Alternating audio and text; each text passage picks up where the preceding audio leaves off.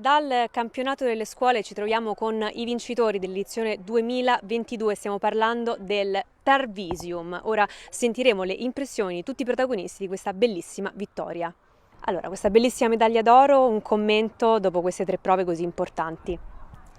Allora, è stato bellissimo, una bella esperienza per chiudere l'anno in bellezza e è bello sempre far parte di una squadra perché ci si supporta a vicenda.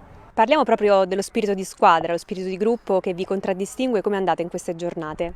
Benissimo, c'è un'ottima collaborazione tra di noi, e c'è un aiuto in scuderia, c'è l'aiuto e il supporto nel momento in cui uno fa una gara e quindi è molto piacevole il lavoro di squadra ed è bellissimo sentirsi parte di una squadra. Come festeggerete questa vittoria così importante?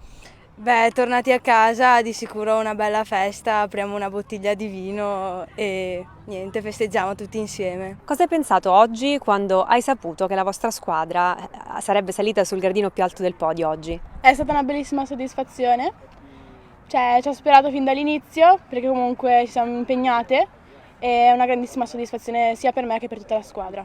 Come si mantiene la concentrazione per raggiungere risultati così importanti di squadra?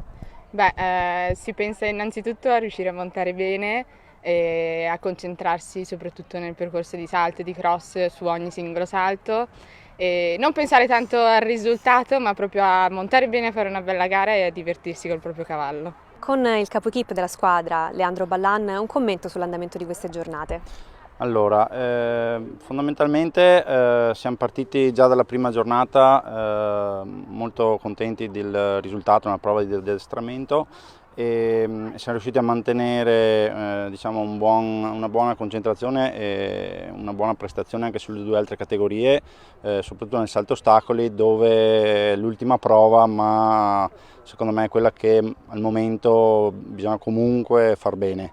I cavalli sono comportati bene, gli allievi concentrati fino all'ultimo, per cui siamo molto felici del risultato e speriamo nell'anno prossimo. Forza Tarvisio!